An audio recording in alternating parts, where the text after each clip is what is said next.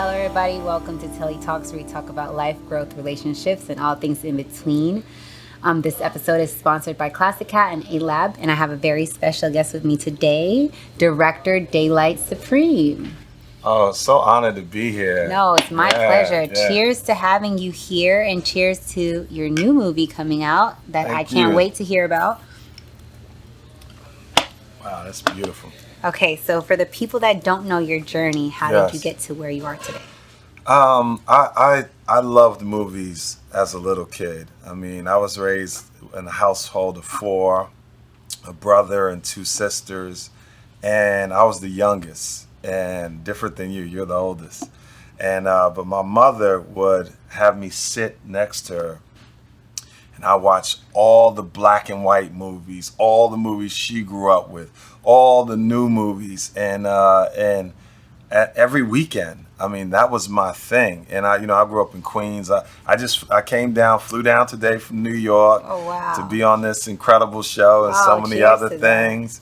And that was my weekend.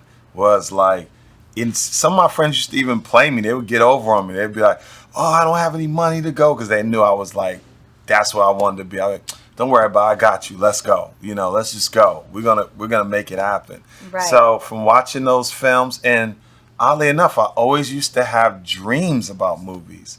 And one of the dreams I had was being in, getting to know Denzel Washington and being in his house. And last year, that dream came true. I got the privilege of directing Denzel Washington, one of the greatest actor of all time. 110%. So there's not many people on earth that can say those things. No, so that's amazing. I'm been a blessed man. Oh man, congratulations on that. Thank you. That is an amazing accomplishment, because I agree with you. Definitely hands down one of the best actors from when he started until now, and kills every movie that he does. Oh my gosh. And so I cannot wait to see. That's not out yet. Oh no, that was for a little TV special. That's not in our film Camp Joy, but that'll be releasing soon. I cannot wait. How was working with him? Absolute joy. Blew me away. He grew up also visiting the area I grew up in Cambridge Heights, Queens, and that's like, nice homes, beautiful area, the largest African American middle class population in the nation. And he grew up coming out there and visiting those areas, and he's so warm, but also so focused. Like, I love that. The man is a complete genius in the art of acting. I can definitely see it. He blows you away. On camera, he kills it every time. And I'm mad that he didn't win that Oscar for Macbeth. I thought that was one of his greatest pieces of work. And if he would have won, there never would have been the Chris Rock issue. Never would have happened. But it is what it is. No, he's an amazing actor. In being a director, what do you feel like the hardest thing of your job is when you are on set of a movie? When you're directing and you're on set, you set the tone and the atmosphere, and no matter how kind you are, there are actors that sometimes come with the angers that they had on past directors. Like, I read Sidney Lumet's book, which is a biography on so many great films that he's done, like Dog Day Afternoon and 12 Angry Men, and he breaks down. He's like, look, I don't care how cool you are, I don't care how nice you are, I don't care, you paid them out the gazoo, there's going to be some actors that are going to come with an attitude towards you. It's got nothing to do with you. Right. It's got to do with others. So when you get hit like that, it hurts, especially when you like go all out for people. Right. And but you just realize it comes with the territory, and you just give love. I just give love no matter what. And I got a lot of stories, but some of them. So how does it correlate when you're like, let's say for example, you're in a scene and I'm sure dealing with actors, you deal with a lot of egos, a lot of different personalities, a lot of different characters. How does that correlate when you're in a situation where you have so many different egos and so many different characters, and you're like trying to be accommodating to everyone, but there's so many different personalities and things going on? You keep, I have to keep my focus on the main thing. And the main thing is developing an incredible film. Right. So when blows are tossed your way, or little innuendos or things, you just have to, I implement the Bible. I just turn the other cheek. I know, like, I've been cursed out, and right in the same breath of being cursed out, I'll go, okay, all right, so y'all ready to do this thing? Now let's move back over to here, move the camera here, let's get right back to it. And people are like, how did you do that? What happened? And I'm like, praying is my inner strength. Amen. That gets me through it. And I sincerely love people. And I know when you're dealing with artists, yes, they're so brilliant at their art that sometimes the other areas are deeply flawed. And then when you think of the pressures, which think of the amount of workouts. You're not looking like this by just chilling at home and doing nothing. Showing my face with McDonald's. Exactly. Your cheekbones are busting out and all that. That's commitment. That's work. Absolutely. That's ethic. That's there. That's saying a lot of no to things, having to say yes to all the right habits and things. So when you get to experience and you absorb all of that knowledge, you give people a break when they have blow-ups or, some... And they don't realize that you're going to come at them in a nice form, or not come at them at all. Where you're just like, okay, he didn't react the way I thought he was going to react. And then put you in a better setting and mood. And then there's some people, they don't eat when they're on set, because they say it'll bloat them and all kind of things. Right. So you don't know the pain and the hardship people are going with on set. And we filmed this incredible film, Camp Joy, which comes out in the fall.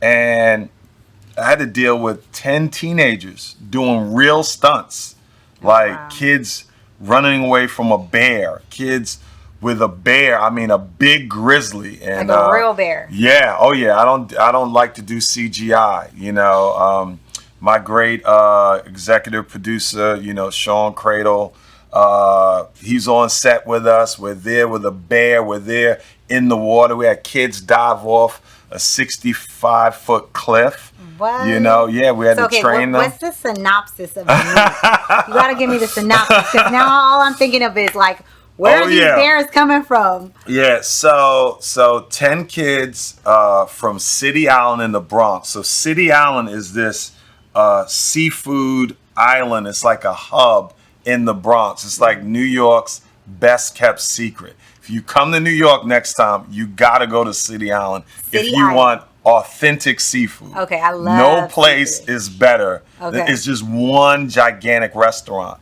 And while these kids go away to camp, a mob boss from the John Gotti days gets released from jail, and he's making his way to pay people back for the things that they did. Like, he was never supposed to come home. He's supposed to do life. So you know how it is on the street. With the kids, though? Huh? He's coming back for the kids? The old school, the old school mob is not just killing the parents. Right. It's wiping out the family. Right. So when he's making his way up to that camp, everything goes buck wild. And this is a wildlife crazy movie, and you got a predator bear that's on the loose. And we have Terrence Howard's daughters in it, named Heaven. She's a phenomenal, incredible actress.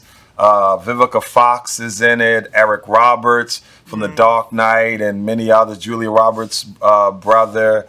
Sean Ringgold from Family Business and Beat. This is a star-studded cast. Dexter Darden is in it from Maze Runner and Saved by the Bell. When does this come out? It comes out in this fall. This Nice. fall. Yeah, theaters near you. We love to release Camp to the theaters. Camp Joy. Oh, Absolutely. amazing. Yeah. Amazing. Yeah. I can't wait. It sounds like it's going to be a lot going on.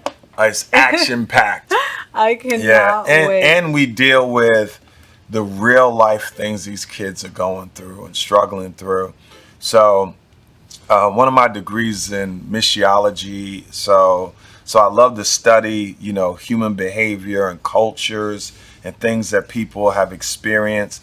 So this movie's not like shallow. It definitely goes deep into the different like traumas that kids have gone through, from things they experience through life with their families, death, foster care system, neglect, suicide, shaming, online from gaining weight or not feeling like themselves. So this is a movie that's like a family film that people can go and see as a family. So you can take all 8 of your lovely kids and have an incredible experience. I can't wait. And we actually have Sean here with us today. Yeah, Sean is in the house. Don't pull up the seat. You don't need to move. Oh, okay. Excited to have Sean back. Yeah. Pull up a chair over here. Yes. This is the executive producer extraordinaire. Yes. It's nothing without the director, right? So, okay, how did you get involved? How do you guys know each other? Tell me the backstory here. So, go ahead. You want to tell? I'll give you the quick synopsis. First of all, thanks for having me Absolutely. back on here. Appreciate you as always, and my man. So we met through Sean Ringgold. Actually, Sean Ringgold is a friend of mine. He's also an executive producer, and he's also in the film. So he calls me one day, and he's like, "Hey, I forget what we were talking about." Sean taught me how to wakeboard. Nice. Over in New York. Oh, wow. Yeah, he taught me how to wakeboard. So, and if you know Sean, I was like, "You know how to wakeboard?" But he's a nimble dude. Yeah, he is super he's light in on his feet. Great shape. Yeah. And very agile, man. So we were talking about. I think we were talking about that, and I wanted to get better or whatever. He's like, "You know what? Maybe it's the reason why you called me. We got this project. We're trying to wrap up, and we got to do some reshoots. So we need a little extra funds. So see if see if there's something you would think about doing." I was like, "Well, who's in it?" He's like, "Actually, it's everybody you know. It's all your friends anyway. It's Princess Love and and Eric Roberts. I didn't know personally, but everyone else on the film, I was like, this seems pretty nice." So I'm calling everybody too, and that's one luxury you don't really have. I think as a producer, is calling people in the project that you is about a handful of folks that I can say, "Hey, give me the real. Like, is this a decent thing or whatever?" And everyone's like, "This is a great film." And I think one of the things that Dimas had said, and if he didn't say it, I would have said it. I think it does. This film tackles a lot of the stuff that kids are going through today, like the stuff that we didn't have to go through, social media and all these kind of pressures. And then you get put together and you have a threat element. Now everyone has to kind of come together and defeat this thing, So that's why I like the story. And like he said, I'm a big movie person. A lot of people know I'm SAG. I've done some things, but I think any actor would agree. Behind the scenes is like really like the art. That's the really that's absolutely. so that has me thinking a lot. More than lines. I'll read a line, I got it done. But the film is like so many other things that you can see in an angle and and it's like that could be a little different or that. So it was cool to like not only my first project EPing, but also being with him, because I can bounce things off of him and things that he sees. And then when I am on set in that bear scene and seeing through his lens, that's when I really got a nice close-up view. I was like, this producing thing is pretty nice. Not to mention you get paid more on the back. So I was going to say that too. Like, do you prefer being an actor or behind the scenes as a producer? I think at this stage, for me, in terms of that, aside from Pineapple, I think both. Because I think there's still a lot of credits I need to do in front of camera first. But I think running a publicly traded company too gave me the kind of business sense, and having a lot of celebrity friends gave me this business sense to sync that together and say, I could really do behind this. and my love for movies. Like, if you know me in movies, like if I'm gonna never go to movie dates or anything like that, or if someone wants to come watch a movie, I had to see it already because there's no pausing. There's no, what did that person say? Yeah. There's no rewinding. There's no. I'm like that too It's when like, it comes to once it movies. runs, like, Wow. don't it. talk to me. Yep. I'm like that with fights too. Like, we could have an hour-long conversation before a fight, but as soon as that bell rings, don't talk to me. Don't ask me no questions. Yeah. If you're gonna ask me questions, ask me when they're like actually like. In the corner or after the something? rounds. Yeah, After the rounds, and talk to me for that 1 minute. Yeah. After that minute's done, don't be in my ear. Yeah. Like, same thing with movies. Like, don't tell me what's coming up next. Yeah. Don't tell me the next It's like part. nothing. Yeah. Nothing Don't give about me no nothing. clues. Don't tell me the it was good or bad. ending. So I was Yeah. curious, do you act? I don't. I actually have been in. Do you know Bentley Evans? Yeah. Oh yeah. Yeah. So I was in The Cut. Okay. On one episode for In the Cut for Bentley Evans. I did that. I had a great time doing it. Bentley's cool, dude. No, he's super cool. Great and guy. he was like, next time and whenever you want to come back. I literally had like 3 lines, and I was practicing these 3 lines for like 10 days. And I was like, should I say it this way? Should I say that? And I felt like I was overanalyzing it. And then when I got on set, I played, which everyone says is already myself. So I played like this bougie fiance. I was playing a bougie fiance that was gonna marry this guy that was like in high school he was like the geek, but then he was a successful business owner, and he was taking me back to his hometown to say like he has friends, and we're inviting all these people to our wedding, and it's like his high school friends, but they weren't really his friends. He was like the geeky guy. So I was like, I thought you had friends, so, and these aren't really your friends because they're making fun of you. And I can't remember the actor's name. He's a really good actor. He was on Monique's show. He's Professor Ogilvy. What is his name? Oh, I know the face. I know the face. Yeah, we all know the face. I can't remember his real Yeah. name, but he's in it, and he is hilarious.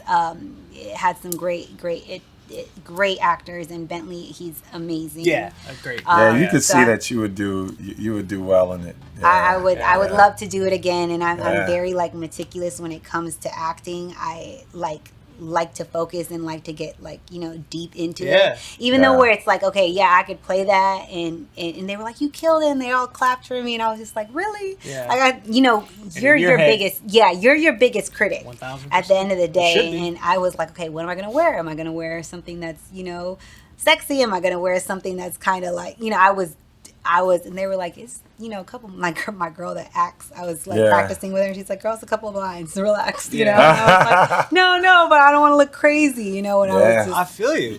You got to hit it out the park. Every opportunity can open the door for the next one. 110%. My biggest thing I did was I was the first like interracial IKEA USA commercial. Oh, nice. And I had one line, right? And I was the only one that had a line, and that really bothered me. Well, no, I'm sorry. I was the only one, not other than the daughter that played my daughter was Priya Ferguson on Family Stranger Things, right before she got that role, permanent role.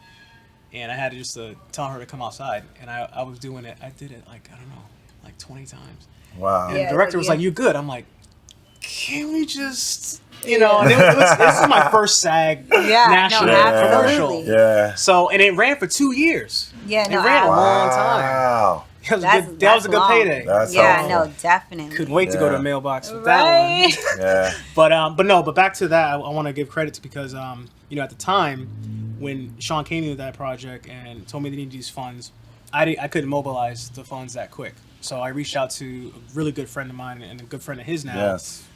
Phil Westbrook. I don't know if you know Phil or not. You probably have, because he's Phil is one of the most silent, deadliest, best hosts in all of LA. Yeah. But he also is in cannabis, a partner of mine in Pineapple. He has a brand called Spaced Out and Trip Cannabis, Trip Therapeutics. So he does a lot of, he's a big entrepreneur. And I call Phil, and Phil was like, it sounds good to me. You think we should do this? I'm like, well, it's your money, Phil. But if it was me, I would do it. So and then that was the case, and then my man brought us aboard, and That's amazing. He we share a nice affinity. I'm from Connecticut, he's from New York, so it's always nice and feel homesick when he's around.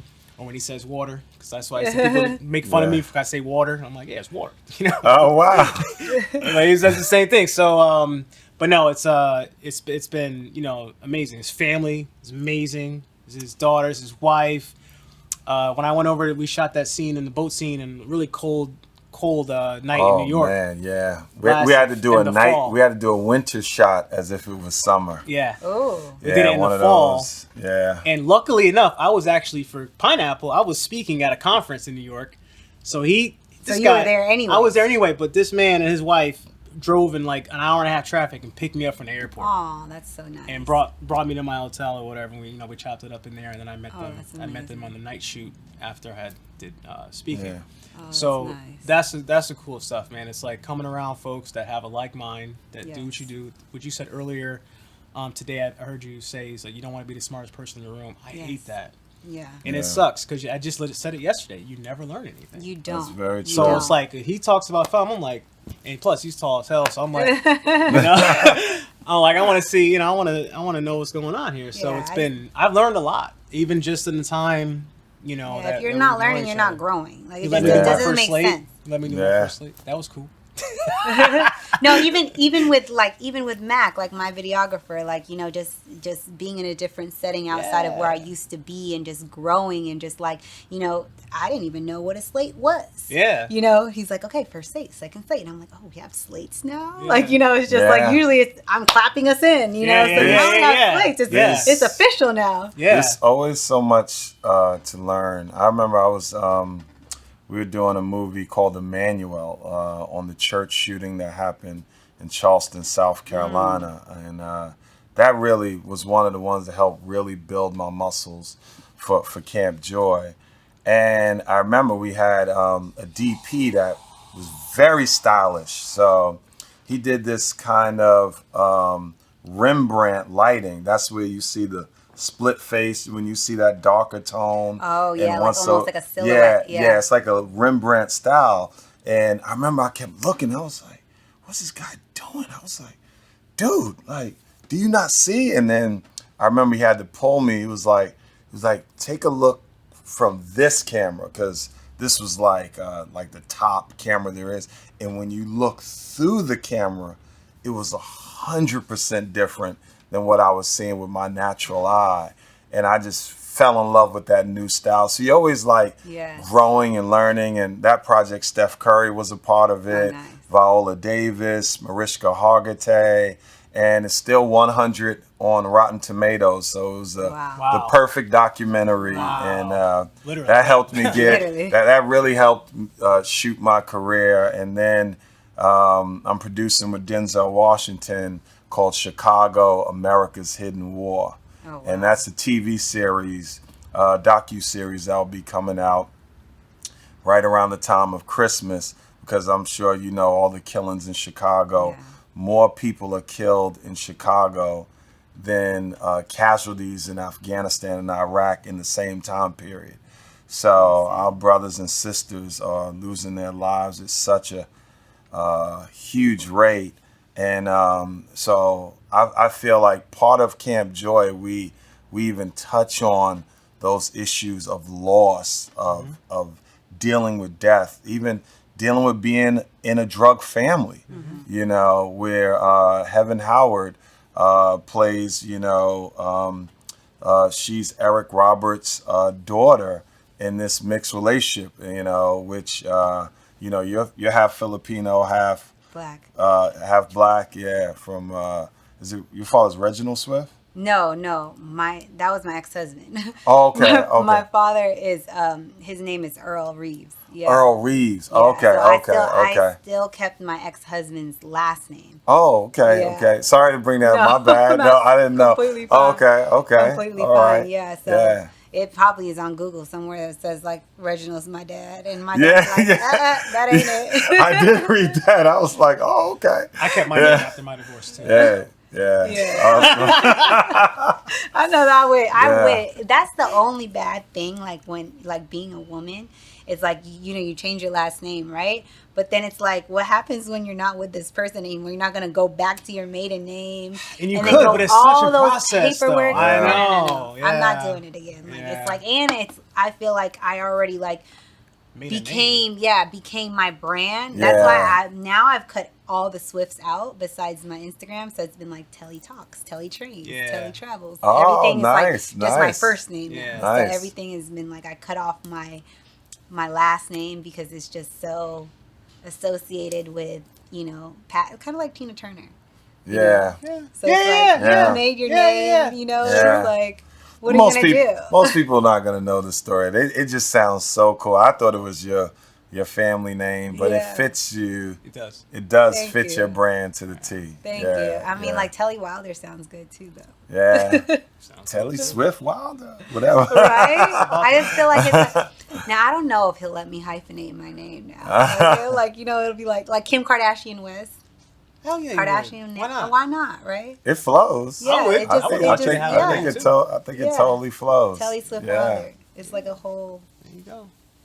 I don't see why not. Yeah. But speaking of your husband, I gotta this is a good segue into this talk, because one thing I do want to say about the Telly fragrance. Okay. Oh my gosh. For those that don't know, you need to at least get a sample of this. I would say the best unisex fragrance to ever exist. Wow, where can we find it? 1,000%. Where's it sold? I have some for you. So, okay. Yes. Let me tell you. But how do people listening get it? So you can get it online at dtellyfragrances.com. We're working on getting it in stores, and fingers crossed, sooner than later. Shouldn't be a problem. I want it in like Sephora's and the like Bloomingdale's and and all those Neiman's and all that. So it's definitely it's not cheap, because it wasn't cheap to formulate. It's made with 100% essential oils, so it's good for your skin. It's not like won't break you out in a rash. My daughter has eczema, so I wanted to make it so it can work on everyone's skin. That's incredible. And it works with your pheromones, so like your own body's natural odors. So it's different on everyone, and it's for everyone. Wow. Yeah, that's big time. And that's not even saying. And she's got to break through, because it's a wall. Those fragrances. Yeah. I don't think it'll be a wall. I think it's all about the PR and getting in people's hands. Yes. Yeah. Because I'll tell you what happened. All right, I'll tell you why I'm a. And we gotta hear this fragrance story. So people that know me know that I'm a very non-material person. Like, except if it's a gadget and it plugs in the wall, lights up, take all my money. But I don't own a diamond. I don't know any of these stores. All the stores you mentioned, I don't think I've ever been in one. But the one thing I will say, when you gave me a sample at the first annual celebrity charity golf tournament last year. So no, actually, it was in one of the gift bags, but I didn't know that yet because I didn't open it yet. But I get to one of the holes and they had the fragrances there. The hole was a fragrance. Yeah, there was the whole hole was dedicated to the fragrance. So I saw the setup and I was like, that's a cool picture. But in my mind, I'm like, I'm not buying no perfume, because I've only had 2 for the last 9 years. I'm not kidding you. I didn't want to wear it. Yeah. I can tell you exactly. It was in Paris. Someone I was with at the time, so you should buy these 2. They smell good on you. I was like, fine, and I still got them. Right. So I saw that and I was like, but I want to take the picture. Right. So I saw the picture and I go to take a selfie and I was like, it kind of smells good. Can we bring the bottle here? Can we show this bottle? And then Let's bring the bottle in. Yeah, we should. We gotta do a test. We gotta do a test on this. And I know you can't do it because it's gonna be like, this is unsolicited, folks. This is unsolicited. I appreciate y'all. This is part of my. You don't even know.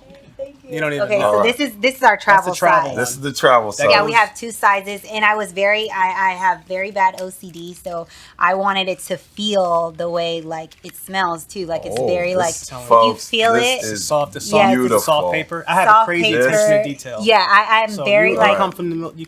Here we go. Marine. You don't need much. No, you don't need much. Okay, He's like, hold on now. That's too much. He said, that's keep too it much now. You got to give it time to Oh marinate. my gosh. But you got to give it time. It's going to smell different in a little while. When you first spray it, so This it smells doesn't. incredible. And I'm wearing the Thank you. same thing, and it still smells different. I love this. Thank you so much. And Yeah. it smells different on Your everyone. wife it's gonna smell It different. on your smells wife. different on your wife, on women, on You know, men. it has a very like my wife would what my telling you. wife would See, say. I know what Hillary thinks. And I know what she likes. And honey, if you watch it, I know what you would say. This is that sexy scent. This is I know, really, crazy. really So nice. let me finish Really the story of how nice. the evolution Thank of you. my fandom came about.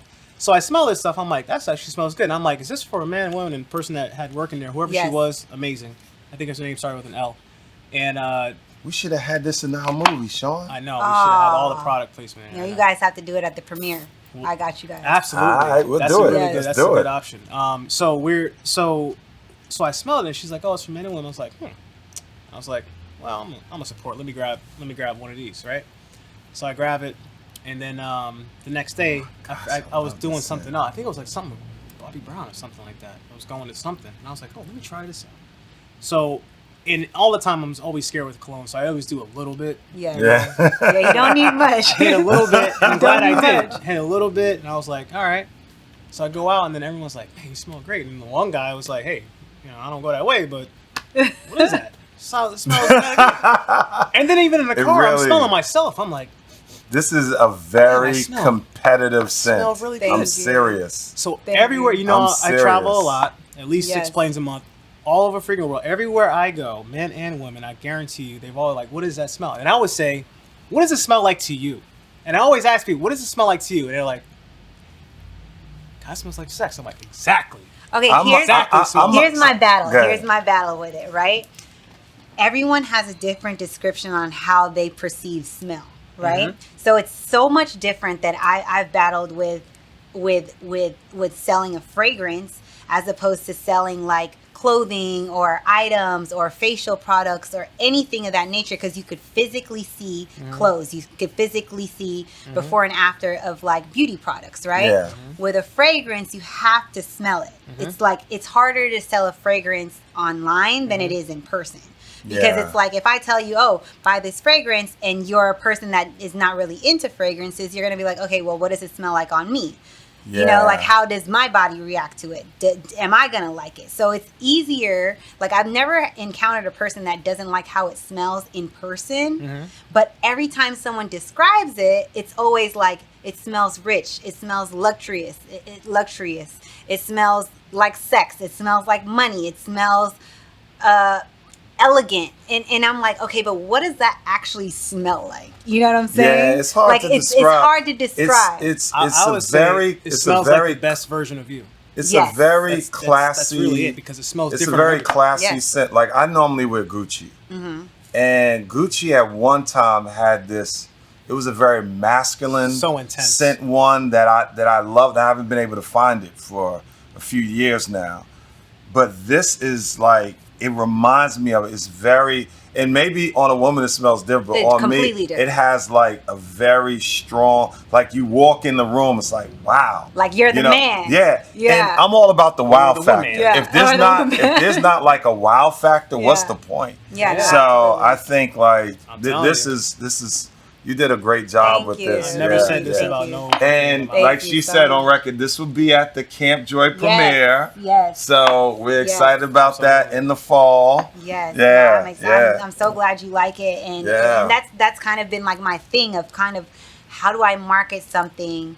Because the story behind how I created the fragrance was, he trains in Alabama and I'm here working in LA. So how can we connect without being in each other's face? So it was through scent. So we can connect Wow. through scent. So it's where two souls connect as one, and that's why it's unisex. And Yeah. his name is Deontay, my name is Telly, so the name is D Telly.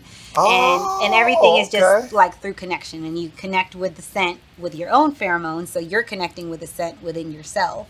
So it's all about just the connection of everything. And That's it right there. is But no, you just beautiful. explained your whole campaign to people who didn't smell it in person. yes, You told the why. And for those that don't know, I'm a college professor out of Barry University in Miami. So I teach leadership and entrepreneurship. people don't buy what you're selling. People buy why you're selling what you're selling. Yes. So when I do pitch competitions, I always say, like, don't tell me what it is. Tell me why you're doing it, and then hit me with that. Yeah. You know what I mean? Because then I can get behind that. And that sounds like something, I may want to try that just to see. And then once you try it, you good. Yes. Trust me on that. Yes. Yeah, and that's my thing. Once you have it, you're good. You're good. But it's the actual, like, getting it to you. So I'm like, that part of it is, like, kind of where I'm trying to figure out how to market, you know, how to, like, put it in the mass, in the mass eyes of just, you know, like, how do I describe a sexy scent? How do I describe a rich scent? How do I describe a scent that smells like sex or like, you know, love or like just that type of, because literally you smell all those things in one scent. It's not just sex. I smell sex, power. I smell elegance. You smell intelligence. You smell all those types of things. And I think everyone else is going to smell something, you know, a little bit different or whatever. But again, it's one of those things where I can catch myself smelling myself sometimes. Yes. And you don't really get that even with the heavier stuff. You kind of just. And when you like move, I wanted it so strong to the point when you like move, it's like a snail that scent travels with you. Where it's like, damn, where are they going? Where did that come from? It's like you're getting that where whiff. that come from? Yeah, I've had that happen to me once. And someone is like, where did that smell come from? Maybe it was me. Yeah, no, 110%. And somebody turn around like, where did that? So I'm telling you, that's why I really had to say something. Well, you're quite the entrepreneur and labored hard on this. It's my baby. Yeah. And I got in addition to that, I'm bringing in candles and candle accessory, like a luxury candle line that has 17 different notes, different senses. So like vanilla, musk, patchouli, like all these different essential oils in one. So I've kind of narrowed 4 different candles and put different notes in each candle. So again, in pairs, because you know we're doing the unisex thing. So we have you know, like love and luxe and onyx and pure. So let us know if you need some good direction on shooting a big commercial for this. Yes. That would be absolutely. That would be amazing. This is also next, and plus your network and all that. You can't. Yeah, no, literally everyone that I've given it to has been like, "Oh my god, I love this stuff." Because if they're not, they lying. Where they're hating. I'll tell you straight up. No, I like to have him talk about it the way that he talks about it. I know he genuinely likes it because like I remember when he first came on, he's like, you know, I'm not, and that's usually what I get. Like, I'm not really into like fragrance. I don't wear fragrances, or you know, it's not good for my skin, or I don't know how my skin's gonna react. And then they call me like days later, weeks later, months later, and I'm just like, I told you. No, I mean, I was running late from my flight to Dubai, and I ran back to the house and grabbed that sweatshirt. Because even the sweatshirt is dope. Yeah, so I like fashion too, so I gave him a sweatshirt. So I just came out with sweatshirts. And oh, wow. Yeah, so I didn't, it was like, it's a sweatshirt, but it's, again, made for unisex because men and women. And I think fashion is, you know, what a good topic, because even in, like, you know, when you're putting together all these different pieces, some people just don't care anymore. How they look, how they present themselves, how, like we're talking about fragrance, how they smell, all those kind of things. And so we tried, at least in the film that we did, not to do the traditional urban look, like a kid with just jeans and a t-shirt, or a girl just barely did her hair or anything like that. Because I think, you know, even in the process of film, in the process of anything we do, we're supposed to pull people upwards. That's your first resume. Pull them into somewhere else. You know, absolutely. like you put an effort into doing the things that you do.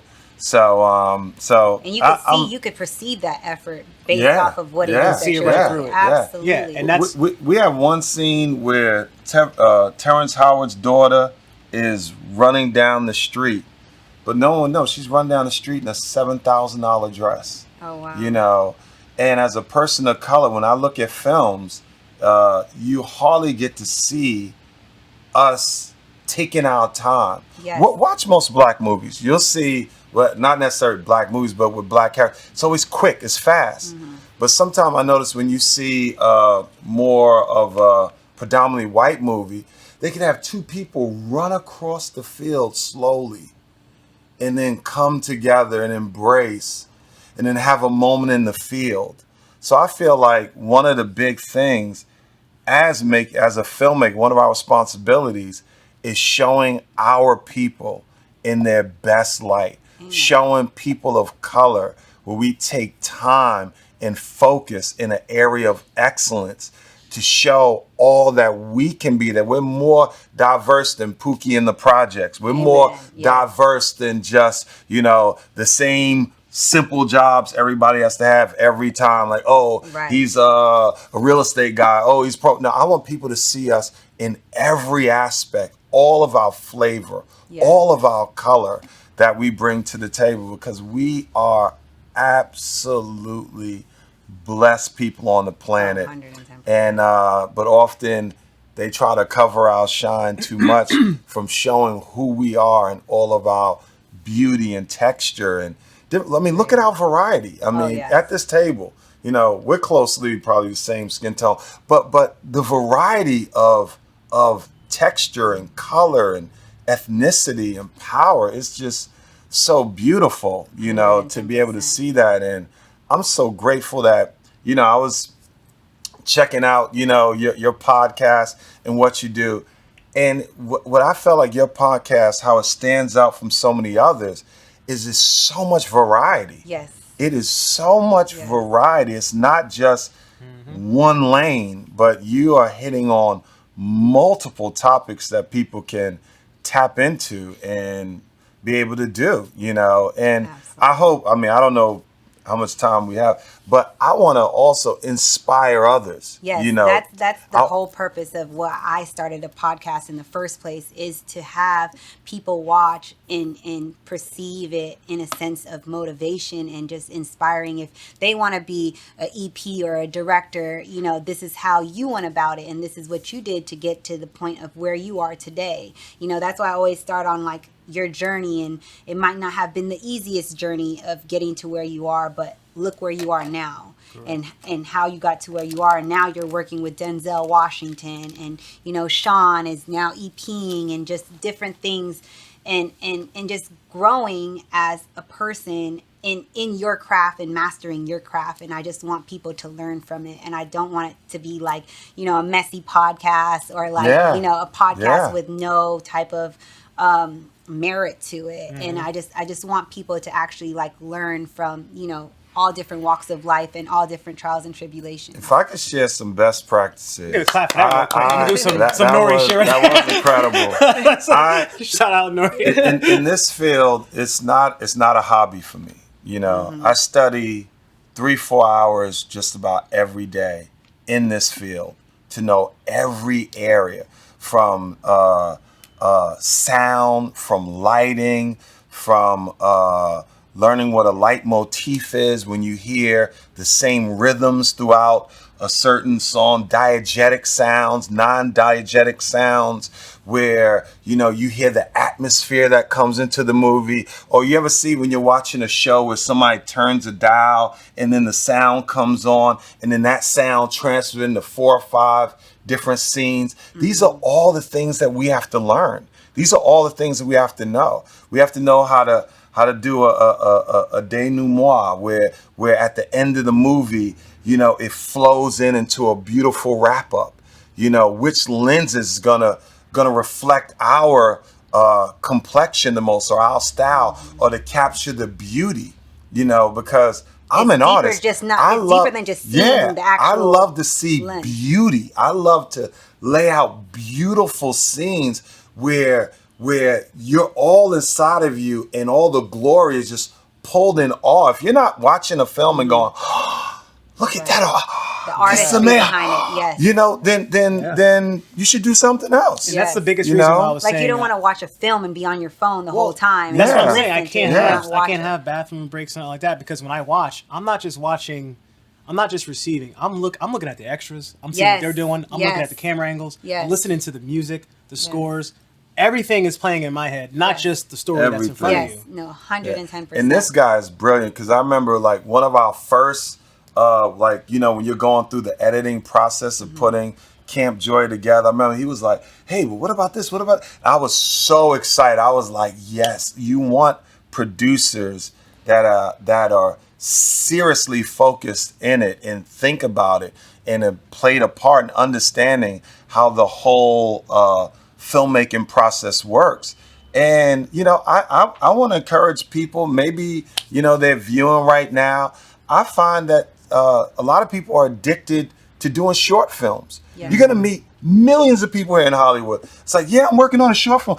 It's like, dude, Just yesterday. after you make 10 shorts, you could have made 2 or 3 features. Yeah. Right. Like, just have the discipline to step out and woman up or man up and say, no, I'm going for this thing. Right. You know, and it takes faith, it takes energy, it takes focus, it takes hard work. Patience. I mean, How long does it typically on average take you to like make a movie? typically close to a year, because And that's everything from start to finish filming. start to finish. Yeah, it's always about a year. I'm talking about when after the script is written and Right. you're processing the concept, when you're mobilizing the team, when you're pulling together the investors and resources to get it done. And then I'm a perfectionist. You know, I made the Oscar list in 2021 not by joking around or it was hip to be on the list because I was a brother. No, I had to beat down thousands of movies. Right. You know, and when the Oscars and the Academy of Arts and Sciences like going through your film, they are trying to find anything wrong. Yes. They're not trying to find what's right. Right. They're trying to find what's wrong. Right. And I pride myself in putting out films where you won't be able to find what's wrong. You know, now once in a while, studio may swallow you up and take the process and do some stuff. But, you know, even after that, I'm fighting to make sure that there's no flaws. And that takes time. What I do is I travel around the world, Egypt, Rome, Turkey, Russia, everywhere, to find masterpieces. And when you find a masterpiece, the first thing that it screams at you is masterpieces take time. Yes. You can't rush fine art. Yes. You can't. There's no shortcut. Can't lose Yes. 20 pounds in a month. Yeah, Yes. yeah. There's just no shortcut. Unless you're doing crack. You got to, or unless you do like a salad only diet, Something like you know. that, yeah. Be a rabbit. But it's like, you know, you really have to push it in and go for it and leave your mark. There's so many other, you know, I'm an Afro-Latino, I'm half Puerto Rican, I'm mixed like you, half Puerto Rican, Me too. and then my other side Shout out to is Puerto Rico. Ethiopian, you know, and through that mixture, I'm not competing with my brothers out there. Right. I'm competing against every major Oscar director. That's who I want to be. Right. They're my peers, but I also I want them to see how great we are. But I will admit there are forces out there that try to limit our greatness. Of course. Oh, 110. Big time. Like, I'll give you just a small example. They will, don't worry, I got it. They will allow most people's films to breathe. But our films, they always want to put a time limit on it. Watch movies at the Oscars and you'll see how some movies will be 3 hours, Yeah. 2 hours, 2 hours and a half. But watch most black films. 90 It's like minutes. they try to crush us down in time. 87, Except for 88. like Spike Lee was bold enough. Yeah. But, Yeah, he did. Yeah. But Yeah. like Malcolm X, Yeah. incredible. Yeah. But look, he had to fund that one outside of the basic network in order to produce it at that level. So we have to keep fighting the fight. We have to keep encouraging each other. We have to keep pushing each other. And just by having us on this show talking about Camp Joy, you are absolutely modeling, pushing 1000%. us forward. And I just personally want to say thank you so much for championing our film and come blow up the runway as you do. I can't wait. And it is a joy to be here and to be amongst people of excellence. And I can see that all on you as well as your husband. Thank you. I appreciate it. And I can't wait to watch Camp Joy and your I guess premiere for being a EP and you still being an amazing director and just your artistry in this movie and just putting all of, what's going on in today's world with the kids and what they're going through and just putting it in a setting where I can't wait to see this bear deal with all these shout out to Tag. All these kids shout and out to Tag. He's a real bear. This guy coming out of jail like John Gotti and seeing what he brings in to the mix of all of that and how the kids deal with him, and I just can't wait to see what Camp Joy is all about and coming in the fall, right? Yep. Coming in the fall. So make sure you guys tune in to Camp Joy in the fall, and also the Denzel docu. Is it a docu-series? Yes, called Chicago, America's Hidden War. Yes. So for everyone that comes on, we play this game. Sean, you're playing with us since you're here too. Let's do it. So we got 3 games. We have. I think I did this game last time. Let's Get Deep, Dirty Minds, and Bold. I want to do Bold. Bold? Let's try Bold. Bold is about connection, perception, and reflection. Okay. So we'll do 1 card of each. I'll let you guys pick, and I'll pick as well too. I just pick any one of these 3 cards? Yeah, any of these 3? Yeah. I remember I played this. I played another weird game the first time. Actually, coincidentally, my first interview with you, you wore that dress. That's crazy, Same right? Dress. Yes. Crazy. I've had this for a long time. Hilarious, this card. Wait, so how do we do this in a 3-way conversation? We're just going to go one at a time, like one person at a time. Okay. Okay. We'll grab 1 of each, so we'll have 3 questions each. Okay. Okay. All right. So what do you guys want to start with? Perception, reflection, or connection? Oh, I take 3 cards? Yeah, 1 of each color. Oh. Let's start with perception. Perception. Okay. All right. There's 2 questions on each card, so I'm going to ask you one, and then I'm going to ask him the other. Go ahead. All right. If your credit score were a person, who would it look like? My credit score was a person. Who would it look like? That's a really good one. I would say Snoop Dogg. Why would it look like Snoop Dogg? Because he's kind of fluid. He's surprising, you know.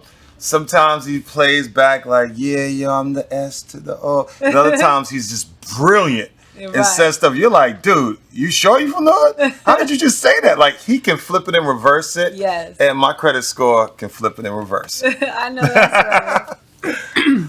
And then yours is, who do you think mine would look like? What is your perception of my credit score?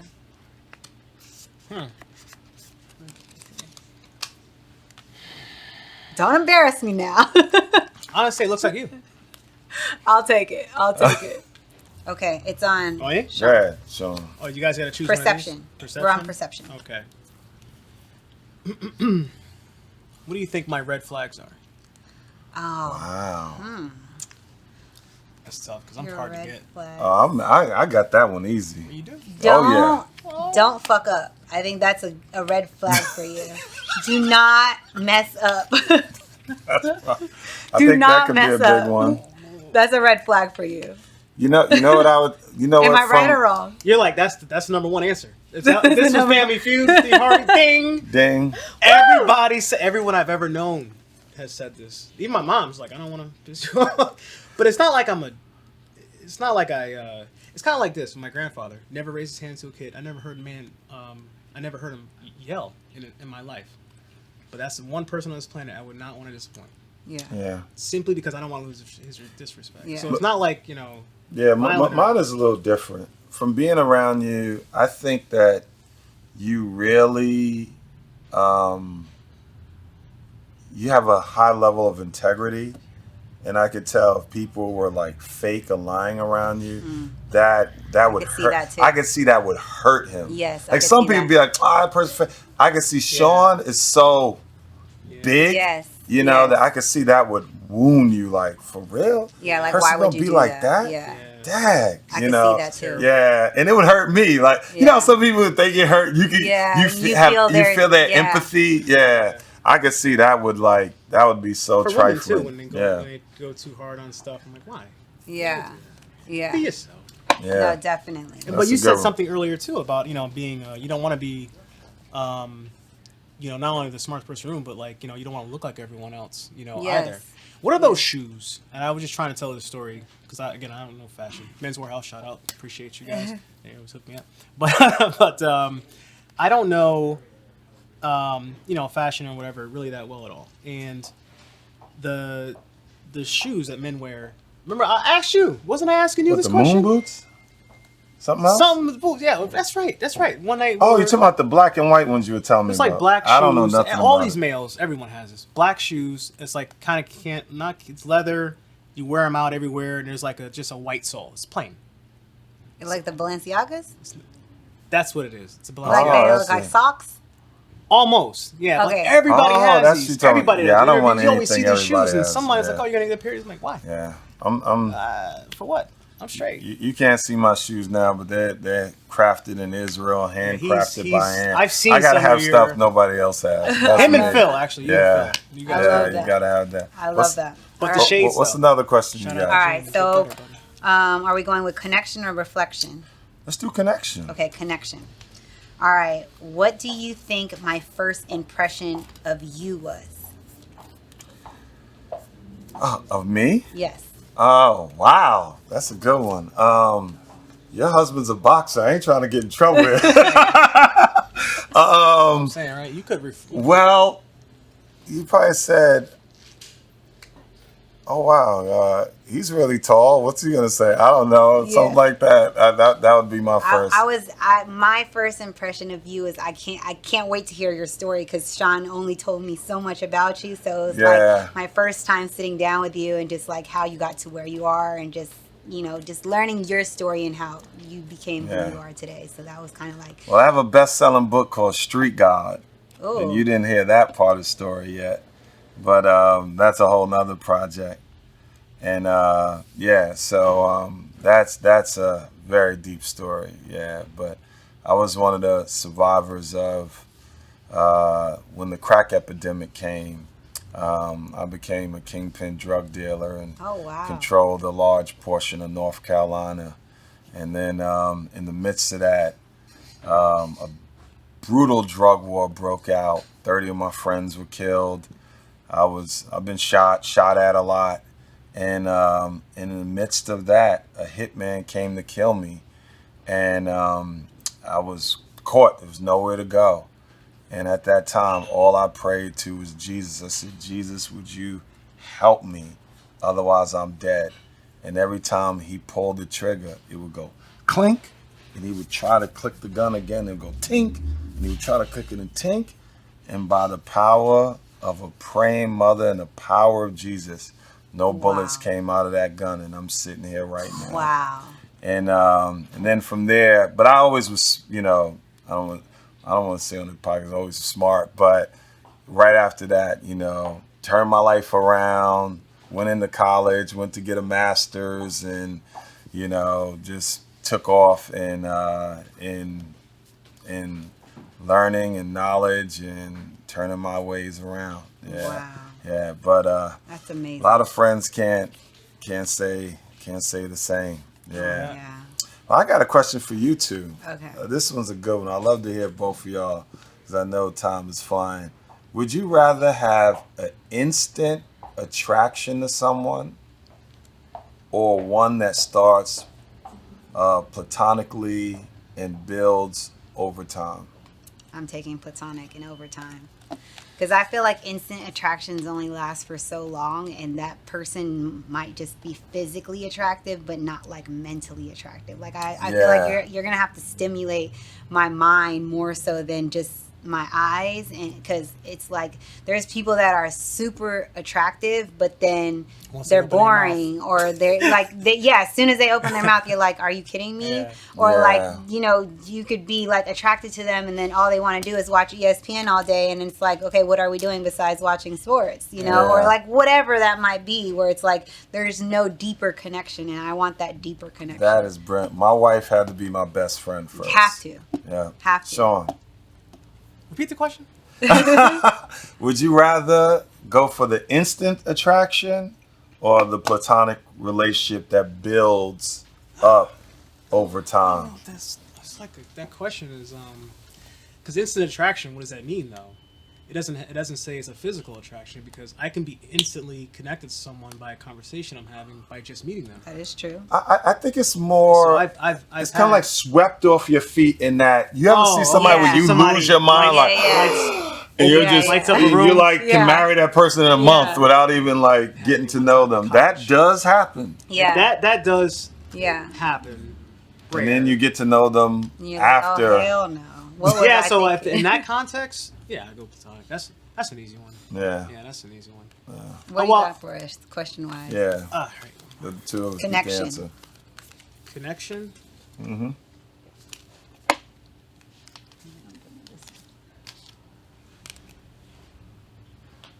The white card. Yeah, this one, right? Mm-hmm. Should income or wealth matter when choosing a partner?